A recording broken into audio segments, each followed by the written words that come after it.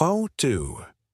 The air was heavy with the scent of roasted coffee and street food, mingling with the laughter of people weaving through the plaza. It was the kind of evening when everyone seemed to have a destination, except Sophia.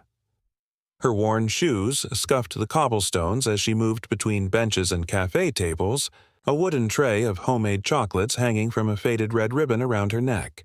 Each piece was wrapped in golden foil, their neat folds betraying how much care she poured into them. But few stopped to notice. A businessman brushed past her without a glance. A couple laughed and waved her away. Still, she forced a smile and whispered her soft refrain, "Chocolates, fresh and sweet. Only 20 pesos." Then she heard the sharp laughter.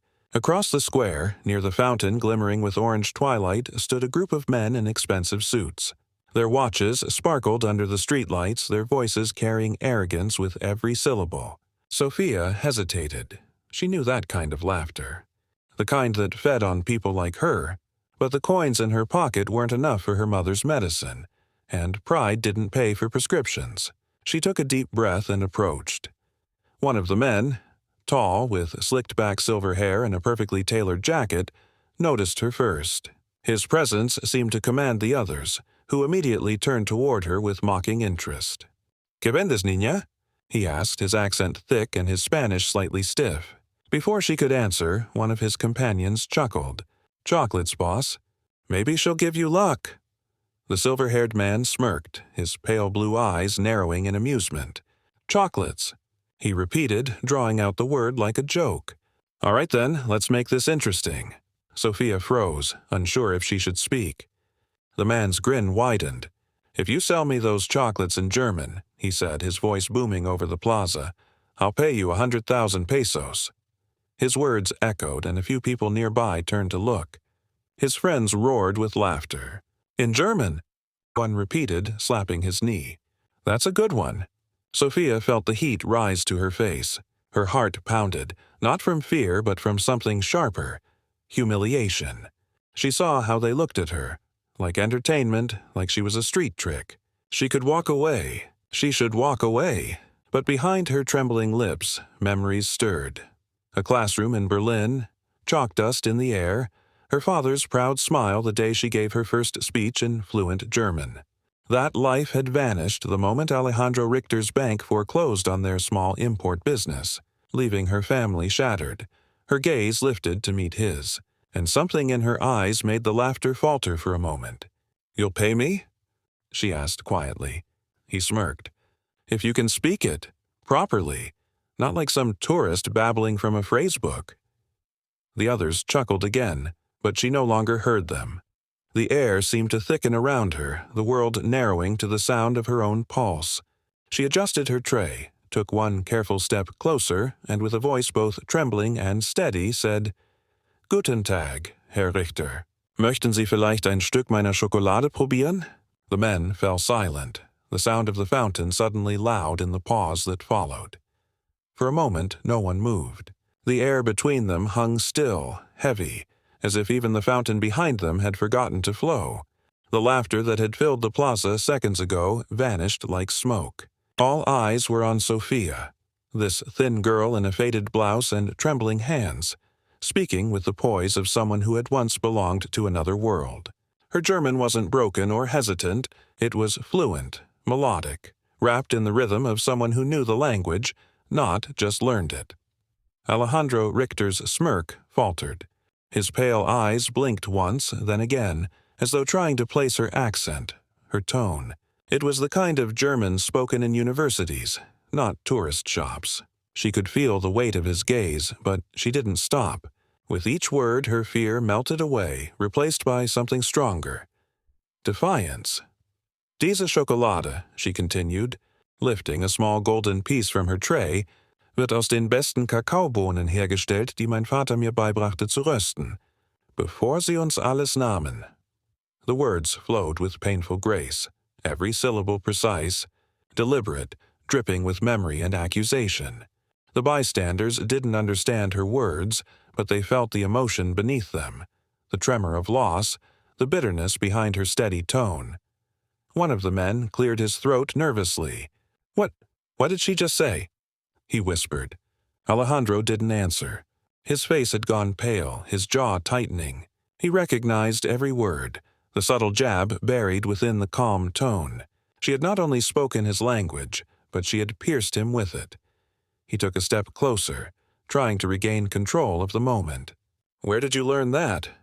he demanded, his arrogance slipping. His voice was quieter now, rougher, tinged with something he hadn't felt in years: unease.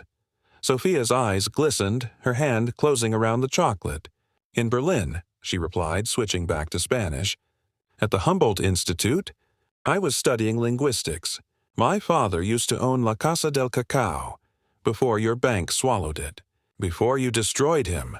Murmurs rippled through the small crowd that had gathered. Someone whispered his name. Another lifted a phone, recording the scene. Alejandro's friends exchanged uneasy glances. They'd come expecting entertainment, a cruel little joke, and instead they were watching a man's facade crumble in public. Alejandro tried to laugh, but the sound came out hollow. "You think I remember every small business?" he stammered. "That's not your problem?" She finished for him, her tone cutting through the air like a blade. "You're right.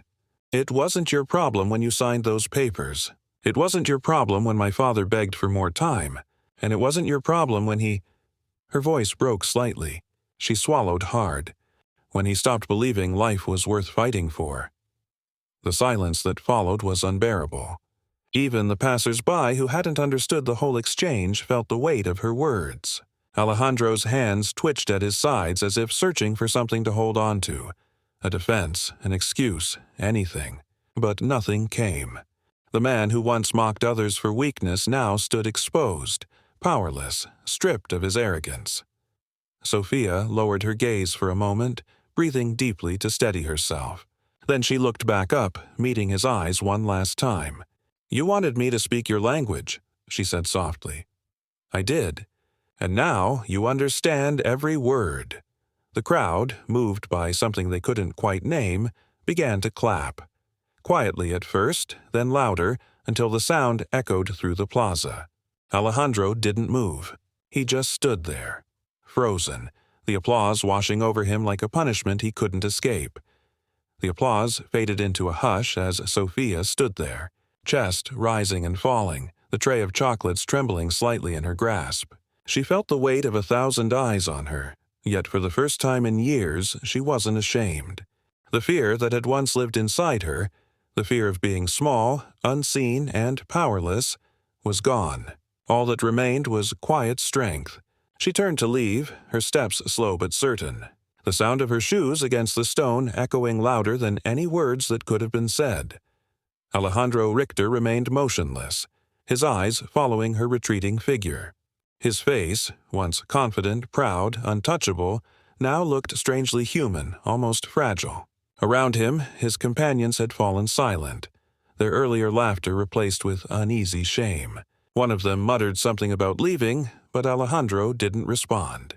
The image of Sophia's tear-filled eyes lingered in his mind, her words, "Before you destroyed him," ringing like a curse he couldn't escape.